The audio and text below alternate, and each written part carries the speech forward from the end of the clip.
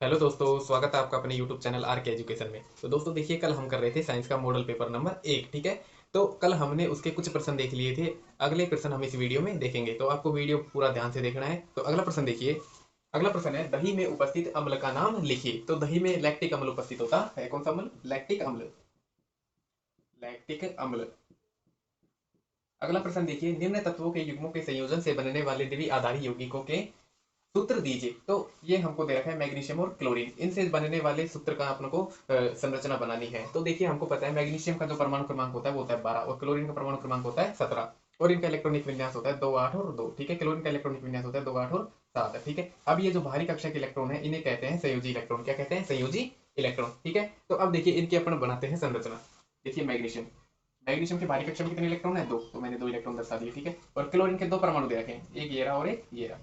ठीक है, अब इसकी बाहरी कक्षा में 7 इलेक्ट्रॉन, तो मैं 7 इलेक्ट्रॉन दर्शा देता हूँ, 1 2 3 4 5 6 और एक 7। ठीक है, इसी प्रकार इसके 1 2 3 4 5 6 और एक 7। ठीक है, अब देखिए मैग्नीशियम क्या करता है, मैग्नीशियम अपना एक इलेक्ट्रॉन इसको दे देगा और एक इलेक्ट्रॉन इसको दे देगा। ठीक है, तो इसकी बाहरी कक्षा में 7 है, जब ये इससे एक इलेक्ट्रॉन ले लेगा तो इसके पास कितने हो जाएंगे? 8, और इसके पास भी कितने हो जाएंगे? 8। ठीक है, और जब ये अपने दोनों इलेक्ट्रॉन दे देगा, यानी कि ये वाले दोनों इलेक्ट्रॉन दे देगा, तो इसकी बाहरी कक्षा में कितने हो जाएंगे? 8 इलेक्ट्रॉन पूरे हो जाएंगे। ठीक है, और क्लोरीन की बाहरी कक्षा में भी कितने हो जाएंगे? 8। ठीक है, तो इस प्रकार जब ये बनाते हैं सूत्र तो Mg+2, ये तो हो जाएगा Mg+2। अब ये +2 क्यों है? +2 इसलिए आया है क्योंकि इसने अपने 2 इलेक्ट्रॉन क्लोरीन परमाणु को दे दिए। ठीक है, और जो अपने इलेक्ट्रॉन त्यागता है उन पे आता है धनायन। क्या आता है? धनायन आता है भाई। ठीक है, और इसके साथ में यहाँ पर क्या है? क्लोरीन है। क्या है? क्लोरीन।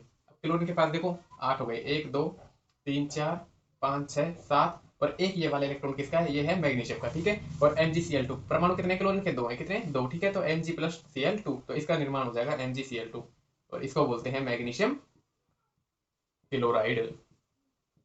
Magnesium chloride. तो देखिए अगला प्रश्न देखो, हीरा विद्युत का चालन नहीं करता है, क्यों? अब देखिए आपको पता होगा कि जो हीरा है वो कार्बन का प्ररूप है। ठीक है, तो ये विद्युत का चालन नहीं करता है। क्यों नहीं करता? तो इसका उत्तर ये है कि हीरे के जो बाहरी कक्षा होती है, बाहरी आवरण होता है, उसमें मुक्त इलेक्ट्रॉनों की कमी होती है, और हमको पता है कि विद्युत का चालन करने के लिए मुक्त इलेक्ट्रॉनों की आवश्यकता पड़ती है, और इसकी बाहरी कक्षा में मुक्त इलेक्ट्रॉन अनुपस्थित होते हैं, यानी कि उपस्थित नहीं होते हैं, इसलिए ये विद्युत का चालन नहीं करता है। तो उत्तर लिख देंगे हम, हीरा विद्युत का चालन नहीं करता है क्योंकि इसके बाहरी आवरण, बाहरी आवरण में मुक्त इलेक्ट्रॉनों की कमी होती है। मुक्त इलेक्ट्रॉनों की क्या होती है भाई? कमी होती है। अगला देखिए, कार्बन का परमाणु क्रमांक कितना होता है? तो कार्बन का परमाणु क्रमांक कितना होता है? 6 होता है। कितना भाई? 6। कार्बन का परमाणु क्रमांक होता है 6। तो मैं लिख देता हूँ परमाणु क्रमांक, ये तो होता है 6। ठीक है, और यदि आपसे इसकी संयोजकता पूछ ले तो इसकी संयोजकता होती है 4। कितनी होती है? 4। इधर लिख देंगे अपन संयोजकता,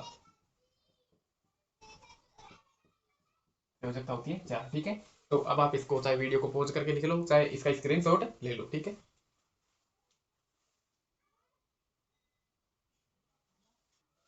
तो देखिए अगला प्रश्न हमारा, देखिए क्या है। अगला प्रश्न है, तंत्रिका तंत्र की रचनात्मक व क्रियात्मक इकाई क्या है? तो उत्तर हो जाएगा इसका, जो तंत्रिका तंत्र की रचनात्मक व क्रियात्मक इकाई है उसे कहते हैं अपन न्यूरॉन। क्या कहते हैं? न्यूरॉन। ठीक है, अगला प्रश्न देखिए, प्लाज्मोडियम में जनन किस विधि के द्वारा होता है?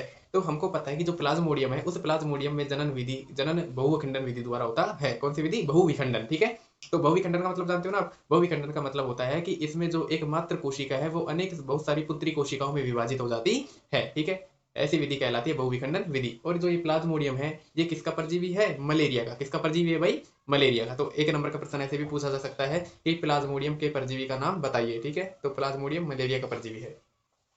उत्तर लिखेंगे अपन इसका, बहुविखंडन विधि। मैं उत्तर देखो दोस्तों डायरेक्ट लिख रहा हूँ, आपको इसके उत्तर पूरे लिख के आना एग्जाम में। बहुविखंडन विधि। ठीक है, और मैं इधर लिख लेता हूँ ब्रैकेट में, मलेरिया परजीवी। परजीवी किसका है? मलेरिया का। अगला देखिए, वक्रता त्रिज्या और फोकस दूरी में क्या संबंध होता है? तो हमको पता है जो वक्रता त्रिज्या है वो फोकस दूरी से क्या होती है? दोगुनी। क्या होती है? दोगुनी। ठीक है, तो देखिए उत्तर देखो डायरेक्ट लिख रहा हूं मैं, वक्रता त्रिज्या, वक्रता त्रिज्या, वक्रता त्रिज्या को दर्शाते हैं आर से। ठीक है, फोकस दूरी से, फोकस दूरी से, फोकस दूरी को दर्शाते हैं स्मॉल एफ से, दो गुनी होती है, दो गुनी होती है। और यदि हमको इसमें संबंध दर्शाना है तो हम इस प्रकार से लिख सकते हैं are is equal to 2f, ठीक है। और फोकस दूरी क्या होती है, वक्रता त्रिज्या की आधी, ये भी अपन को ध्यान रखना है। तो f बराबर हो जाएगा r बटा 2, ठीक है। तो ये दोनों संबंध भी हमको याद रखने हैं। वक्रता त्रिज्या फोकस दूरी से दोगुनी होती है और फोकस दूरी वक्रता त्रिज्या की आधी होती है। अगला प्रश्न देखिए, मुख्य अक्ष को परिभाषित कीजिए। मुख्य अक्ष किसे कहते हैं, ठीक है। तो देखिए इधर देख लीजिए आप, यहाँ पर देख लो, ठीक है। इधर देखो, जैसे ये हमारा एक क्या है, गोलीय दर्पण, क्या है, गोलीय दर्पण, अवतल दर्पण है ये, ठीक है, इस प्रकार से, ठीक है। अब जो ये सीधी रेखा जाती है ना, इसे कहते हैं अपन मुख्य अक्ष। क्या कहते हैं, मुख्य अक्ष, ठीक है। तो अब देखिए, जैसे यहाँ पर तो होती है हमारी सी यानी कि वक्रता त्रिज्या, ठीक है, वक्रता केंद्र, और यहाँ पर होता है एफ यानी कि फोकस दूरी, मुख्य फोकस। तो अब देखिए जो ये रेखा है ना, ये रेखा, इस रेखा को कहते हैं मुख्य अक्ष। क्या कहते हैं, मुख्य अक्ष। तो इसकी परिभाषा हो जाएगी कि गोलीय दर्पण के ध्रुव तथा वक्रता केंद्र से गुजरने वाली सीधी काल्पनिक रेखा को क्या कहते हैं, अपन मुख्य अक्ष कहते हैं। लिख देंगे, गोलीय दर्पण के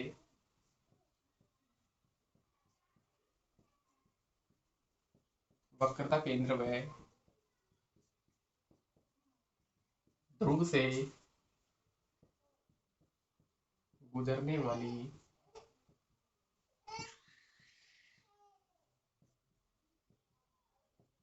सीधी काल्पनिक रेखा को, सीधी काल्पनिक रेखा को मुख्य अक्ष कहते हैं। अगला प्रश्न देखिए, क्या कारण है कि चुंबकीय क्षेत्र रेखा एक दूसरे को प्रतिच्छेद नहीं करती है। तो देखिए ये है हमारा चुंबक, ठीक है, ये इसका उत्तरी ध्रुव और ये है दक्षिणी ध्रुव, ठीक है। अब ये होती है चुंबकीय क्षेत्र रेखाएं, ठीक है, इन्हें कहते हैं पर चुंबकीय क्षेत्र रेखाएं। तो ये कह रहा है कि ये जो चुंबकीय क्षेत्र रेखा है ये एक दूसरे को काटती क्यों नहीं है, प्रतिच्छेद क्यों नहीं करती है। तो देखिए इसका उत्तर क्या हो जाएगा, इसका उत्तर होगा जब अपन चुंबकीय क्षेत्र को ज्ञात करने के लिए इनके पास दिक् सूचक सुई लेकर जाते हैं, तो दिक् सूचक सुई एक बार में एक ही दिशा को प्रदर्शित करती है, ठीक है। तो इसलिए चुंबकीय क्षेत्र रेखाएं एक दूसरे को नहीं काटती है।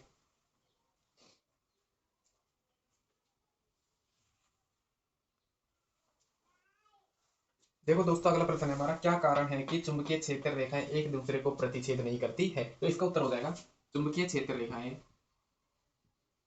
चुंबकीय क्षेत्र रेखाएं एक दूसरे को प्रतिच्छेद नहीं करती हैं, क्योंकि प्रतिच्छेद नहीं करती हैं क्योंकि प्रतिच्छेद बिंदु पर, प्रतिच्छेद बिंदु पर दिक् सूचक को, दिक् सूचक को रखने पर, दिक् सूचक को रखने पर इसकी सुई दोनों दिशाओं की ओर संकेत करेगी, दोनों दिशाओं की ओर संकेत करेगी, जो संभव नहीं है, जो संभव नहीं है। देखिए कैसे, इसको यहाँ समझ लीजिए आप। देखो ये है हमारा, इधर देखो यहाँ, ये है हमारा वो चुंबक, क्या है, चुंबक, ये इसका उत्तरी ध्रुव है, ये है दक्षिणी ध्रुव, ठीक है। ये है चुंबकीय क्षेत्र रेखा, क्या है, चुंबकीय क्षेत्र रेखा, ठीक है। इस प्रकार से क्या है, चुंबकीय क्षेत्र रेखा। अब ये कह रहा है कि ये चुंबकीय क्षेत्र रेखाएं आपस में एक दूसरे को काटती क्यों नहीं है। तो इसका कारण ये है कि जब ये जहां पर भी ये काटेंगे, ठीक है, तो उसके पास यदि हम दिक् सूचक सुई को लेकर जाएंगे तो वो एक साथ कितनी दिशाओं को बताएगी, दो, कितनी, दो। और ऐसा बिल्कुल भी संभव नहीं है जब दिक् सूचक सुई एक साथ दो दिशाओं को प्रदर्शित करे, ठीक है। तो आ गया आपके समझ में। तो ये प्रश्न आपको उतारने हैं, ठीक है, अपनी नोटबुक में, चाहे आप इनका स्क्रीनशॉट ले लीजिए।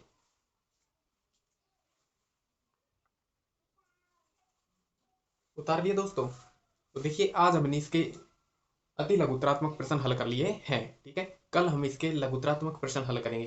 तो यदि आपको वीडियो पसंद आया है तो वीडियो को लाइक करें, वीडियो को शेयर करें और इस चैनल को सब्सक्राइब करें, ठीक है दोस्तों। इससे अगले वाले भाग में हम इसके लघुत्रात्मक प्रश्नों का हल करेंगे, ठीक है। धन्यवाद।